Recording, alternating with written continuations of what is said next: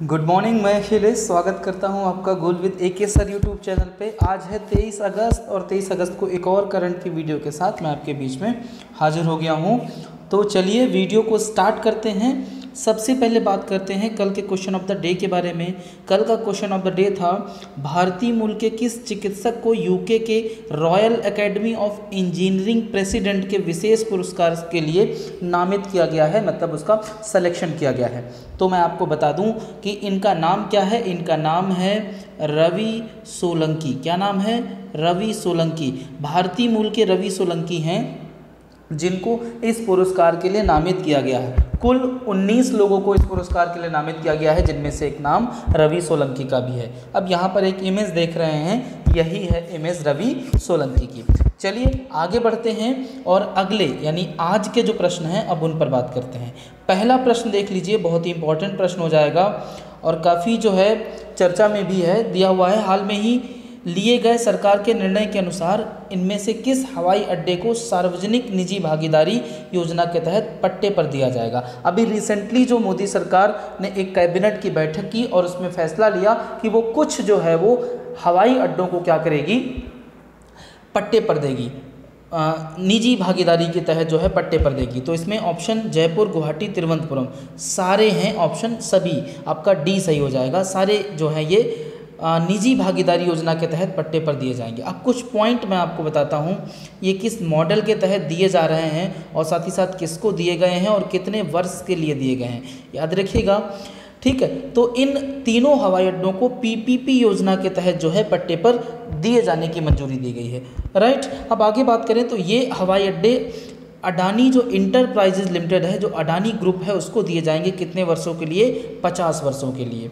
अब कुछ बातें कर लेते हैं जो हमारा भारतीय विमान पत्तनम प्राधिकरण है यानी AII, इसके बारे में। भारतीय विमान पत्तनम प्राधिकरण की अगर हम बात करें तो कुछ पॉइंट याद रखिएगा कि यह नागरिक उड्डयन अवसंरचना के निर्माण, उन्नयन, रखरखाव और प्रबंधन के लिए जिम्मेदार है। इसका मुख्यालय कहाँ पर है? नई दिल्ली में। और 1 अप्रैल 1995 को इसकी क्या हुई थी? स्थापना हुई थी। तो पहला प्रश्न आपको समझ में आ गया होगा। 3 हवाई अड्डे हैं जिनको लीज पर दिया जाएगा या पट्टे पर दिया जाएगा, किसको? अडानी ग्रुप को। हवाई अड्डों की अगर बात करें तो याद रखिएगा जयपुर, गुवाहाटी और तिरुवनंतपुरम। एक आपका कहाँ का है? राजस्थान का, दूसरा आपका असम का है और तीसरा आपका केरल का है। चलिए आगे बढ़ जाते हैं अगले प्रश्न की, प्रश्न नंबर 2 पे। प्रश्न नंबर 2 की अगर बात की जाए तो दिया हुआ है, हाल में ही देखा गया है कि वृषभावती नदी का पानी एक दिन काला, दूसरे दिन पीला और तीसरे दिन नीला हो गया है। यह नदी किस राज्य में स्थित है? एक नदी है जिसका नाम है वृषभावती। अब इमेज आप देख रहे हैं, यही है वृषभावती और इसका इस समय पानी आप कैसा देख रहे हैं? पीला देख रहे हैं। ठीक है, ये किस राज्य में है? तो सबसे पहले वो उत्तर ले लीजिए, कहाँ पर है? कर्नाटका में है। ठीक है, अब कुछ पॉइंट इसके बारे में हम लोग बात कर लेते हैं, याद रखिएगा। ये जो वृषभावती नदी है, ये एक छोटी सी नदी है कर्नाटक की, जो कि बेंगलोर के दक्षिण में बहती है। कहाँ पर? बेंगलोर के दक्षिण में बहती है। और एक पॉइंट याद रखिएगा, एक समय इसका पानी बहुत शुद्ध हुआ करता था और उसको पीने के रूप में भी यूज़ किया जाता था। अब इस नदी की बात करें तो अकरावती की एक सहायक नदी है और अकरावती जो है वो कावेरी नदी की सहायक नदी है। क्लियर इतनी बात? उम्मीद कर रहा हूँ याद रखिएगा। वृषभावती नदी जो है उसका रिसेंटली जो पानी है वो उसका कलर बदल रहा है और उसके पीछे कई सारे रीज़न हैं, जो गंदगी वगैरह हो रही है वही इसका मुख्य रीज़न है। अब आगे बात करें तो प्रश्न नंबर 3।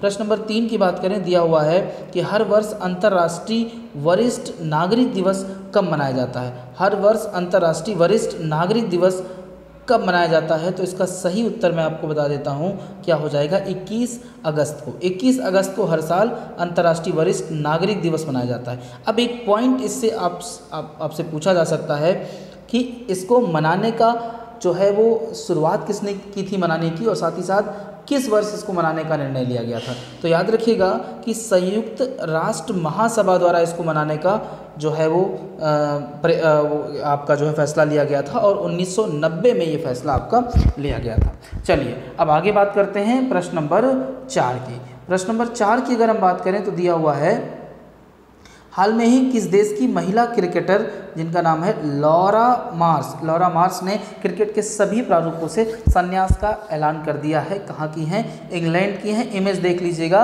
यही है आपकी लॉरा मार्श, जिन्होंने क्रिकेट के सारे जो फॉर्मेट हैं उनसे अलविदा बोल दिया है और उन्होंने रिटायरमेंट ले ली है। चलिए, उम्मीद करता हूँ ये प्रश्न भी आपको समझ में आया होगा। अब बात करते हैं प्रश्न नंबर 5 की। प्रश्न नंबर 5 दिया हुआ है कि किस बैंक ने हाल में ही भारतीय सशस्त्र बल के जवानों के लिए सारे किसान गोल्ड क्रेडिट कार्ड लॉन्च किया है। ठीक है, तो ये आपका सही उत्तर क्या हो जाएगा? HDFC bank. यहाँ पर आप देख रहे हैं, ये है HDFC बैंक। इसने जो भारतीय सशस्त्र बल के जवान होते हैं उनके लिए एक क्रेडिट कार्ड लॉन्च किया है, शौर्य एक्चुअली है, शौर्य किसान गोल्ड क्रेडिट कार्ड। ठीक है, कई सारी फैसिलिटी इसमें दी जाएंगी इनको। अब कुछ पॉइंट मैं आपको बता देता हूँ जो इससे जुड़े हुए हैं, ध्यान दीजिएगा कि ये कार्ड तीनों सेनाओं के जवानों के अलावा BSF, CISF और ITBP एवं अर्धसैनिक बल के जवानों को भी मिल सकेगा। ठीक है, चलिए, तो याद रखिएगा, शौर्य अगर कार्ड की बात करेगा तो किसने लॉन्च किया है? HDFC बैंक ने लॉन्च किया है। इतना आपको याद रखना है। अब बात करते हैं आगे अगले प्रश्न की ओर। प्रश्न नंबर 6 दिया हुआ है, स्वच्छता सर्वेक्षण 2020 में राजधानियों की श्रेणी में निम्न में से किस राजधानी को पहला स्थान प्राप्त हुआ है? उत्तर क्या हो जाएगा आपका? दिल्ली। दिल्ली को पहला स्थान, अगर हम राजधानी वाली कैटेगरी की बात करें तो दिल्ली को पहला मिला है। नॉर्मली अगर शहरों की बात करें तो आपको पता है पहला, सेकंड और थर्ड जो शहर है ये कौन हो जाएगा आपका? इंदौर हो जाएगा। और ये इसकी अगर हम बात करें तो आप जानते हैं इसके बारे में, ये कौन है आपका? सूरत और यहाँ पर नवी मुंबई। ये आपके टॉप 3 शहर हैं स्वच्छता के मामले में। चौथी बार इंदौर जो है वो टॉप पर आया है, पहले स्थान पर आया है। अब आगे बात करते हैं, और ये 5वां हमारा जो है स्वच्छता कार्यक्रम था, 5वां जो है उसका स्वच्छता सर्वेक्षण था। ठीक है, अब आगे बात करें प्रश्न नंबर 7 की। प्रश्न नंबर 7 दिया हुआ है, हाल में ही किस देश में सुनहरे खोल के साथ जन्मे एक कछुए की खोज हुई है? इमेज देख रहे हैं, यही है सुनहरे कलर का कछुआ, जिसकी खोज अभी रिसेंटली कहाँ पर हुई है? नेपाल में हुई है। नेपाल में इस कछुए को बड़ी ही इसकी जो है पौराणिक महत्व है इस कछुए का, और इसको विष्णु भगवान का दर्जा दिया जाता है। क्लियर है इतनी बात? नेपाल में हुई है इसकी खोज, नेपाल में पहली बार मिला है। कुल अगर हम सुनहरे कछुओं की बात करें तो 5वां कछुआ है ये। अभी तक दुनिया में 5 ही सुनहरे कछुओं की खोज हुई है। सुनहरे कछुए जो होते हैं वो म्यूटेंट्स की वजह से हुए हैं, और ये जो परिवर्तन उनमें आया है ये पॉजिटिव परिवर्तन नहीं माना जाता है, फिर भी ये हमारे लिए काफ़ी जो है इम्पॉर्टेंट होते हैं। कुछ पॉइंट समझने का हम प्रयास करते हैं। याद रखिएगा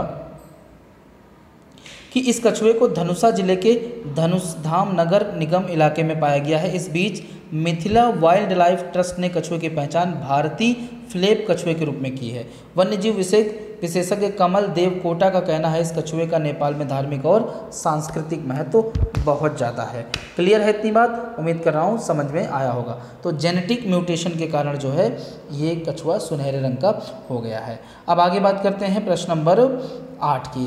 8 दिया हुआ है कि किस राज्य सरकार ने सभी सेवारत व सेवानिवृत्त सैनिकों को ग्राम पंचायत प्रॉपर्टी में टैक्स देने से छूट का फैसला किया है? तो ये हो जाएगी आपकी महाराष्ट्र सरकार। आप सबको पता है कि जो पंचायतें होती हैं उनको भी करारोपण का अधिकार होता है। आपको कमेंट करके बताना है पंचायतें जो हैं वो किस अनुच्छेद के तहत करारोपण कर सकती हैं। तो अब जो पंचायत प्रॉपर्टी होगी उसमें टैक्स जो है देने से बच जाएंगे कौन? सेवारत व सेवानिवृत्त सैनिक। किस सरकार ने फैसला लिया है? महाराष्ट्र सरकार ने लिया है, याद रखिएगा। अब बात करते हैं प्रश्न नंबर 9 की। प्रश्न नंबर 9 दिया हुआ है, हाल में ही किसे नया चुनाव आयुक्त नियुक्त किया गया है? इमेज देख लीजिए, ये है राजीव कुमार। राजीव कुमार को नया चुनाव आयुक्त नियुक्त किया गया है। किसकी जगह पर? आप सब जानते हैं एक भाई साहब हैं जिनका नाम है अशोक लवासा। अशोक लवासा भाई साहब अब एशियन डेवलपमेंट बैंक के उपाध्यक्ष नियुक्त हो गए हैं। तो उन्होंने इस्तीफा दे दिया था, उनकी जगह पर नए जो चुनाव आयुक्त आए हैं उनका नाम है राजीव कुमार। उम्मीद कर रहा हूँ समझ में आया होगा। अब अगर राजीव कुमार की बात करें तो इससे पहले ये क्या थे, या कुछ पॉइंट अगर इनके बारे में हम देखें तो राजीव कुमार झारखंड कैडर के 1984 बैच के IAS अधिकारी हैं। क्लियर? चलिए, उम्मीद कर रहा हूँ समझ में आया होगा। प्रश्न नंबर 10 की ओर बढ़ चलते हैं। प्रश्न नंबर 10 दिया हुआ है, धर्म या विश्वास के आधार पर हिंसा के पीड़ितों के स्मरण के लिए अंतर्राष्ट्रीय दिवस किस तिथि को मनाया जाता है? देखिए एक पॉइंट आप समझ लीजिएगा, ये प्रश्न ऐसे समझ लीजिएगा कि धार्मिक आधार पर लोगों को मारा जा रहा है, लोगों को जो है परेशान किया जा रहा है। आप देख ही रहे हैं, धार्मिक या फिर जो है अंधविश्वास या तमाम चीज़ें जो मौजूद हैं उसके आधार पर जो हिंसा होती है उसको रोकने के लिए, लोगों को जागरूक करने के लिए दिवस मनाया जाता है। कब? 22 अगस्त को। ठीक है, 22 अगस्त को मनाया जाता है, याद रखिएगा इसको। अब कुछ पॉइंट मैं आपको बता देता हूँ। रिसेंटली एक सर्वे हुआ जिसमें पता चला कि सीरिया, इराक, म्यांमार, नाइजीरिया और चीन में धार्मिक और अंधविश्वास के आधार पर जो है बहुत ही ज़्यादा अत्याचार हो रहा है। चलिए आगे बात करते हैं प्रश्न नंबर 11 की। प्रश्न नंबर 11 दिया हुआ है कि हाल में ही आसियान भारत नेटवर्क थिंक टैंकों की 6ठी गोलमेज बैठक हुई। इस बैठक में भारत की तरफ से किसने पार्टिसिपेट किया? तो जयशंकर प्रसाद। आप सब जानते हैं ये इमेज हो गई जयशंकर प्रसाद की। ठीक है, यही आपके जयशंकर प्रसाद हैं। और कुछ पॉइंट मैं आपको इसमें से बता देता हूँ आसियान के बारे में, और साथ ही साथ जो है वो ये थिंक टैंक जो हुआ है उसके बारे में। 20 अगस्त को ये बैठक हुई जिसमें विदेश मंत्री एस जयशंकर प्रसाद ने क्या किया? पार्टिसिपेट किया भारत की तरफ से। अब अगर थोड़ी सी बात कर लें हम किसके बारे में? आसियान के बारे में। तो आसियान की अगर बात करें तो आसियान क्या है दोस्त? एक ग्रुप है। आसियान क्या है? एक ग्रुप है, दक्षिण पूर्वी एशियाई राष्ट्रों का संगठन है। जो दक्षिण पूर्वी एशियाई राष्ट्र हैं उनका ये संगठन है। जैसे अगर हम मान लें कि ये आपका जो है ये वाला हिस्सा, ये वाला जो आप देख रहे हैं, ये वाले यहाँ पर एशिया में जो यहाँ पर ये कंट्री पड़ते हैं, इनका जो है वो क्या है? आपका एक संगठन है। ठीक है, अब अगर बात करें एक पॉइंट तो आसियान इसको बोला जाता है शॉर्ट में, फुल फॉर्म इसका है association of south east Asian nation. Association of south east Asian nation. Clear है इतनी बात? अच्छा, अब आगे अगर बात करें तो इसका मुख्यालय इंडोनेशिया की राजधानी जकार्ता में है। इसके सदस्य देशों की अगर बात करें तो Indonesia, Malaysia, Philippines, Singapore, Thailand, Brunei, Laos, Vietnam, Myanmar और आपका कंबोडिया। ठीक है, उम्मीद कर रहा हूँ ये बात भी आप समझ गए होंगे। अब आगे बात करते हैं आज के क्वेश्चन ऑफ द डे की। क्वेश्चन ऑफ द डे है, हाल में ही हनी टेस्टिंग लैब का उद्घाटन किस राज्य में किया गया है? ठीक है, हनी टेस्टिंग लैब कहाँ पर स्थापित की गई है ये आपको बताना है। राज्य के साथ साथ लोकेशन, शहर भी बताना है कहाँ पर स्थापित हुई है। आज के वीडियो में बस इतना ही। अगले वीडियो के साथ मिलते हैं आपसे कल। अगर ये वीडियो आपको पसंद आया हो तो वीडियो को लाइक और शेयर करना बिल्कुल मत भूलें और चैनल को सब्सक्राइब जरूर कर लें। Thank you very much.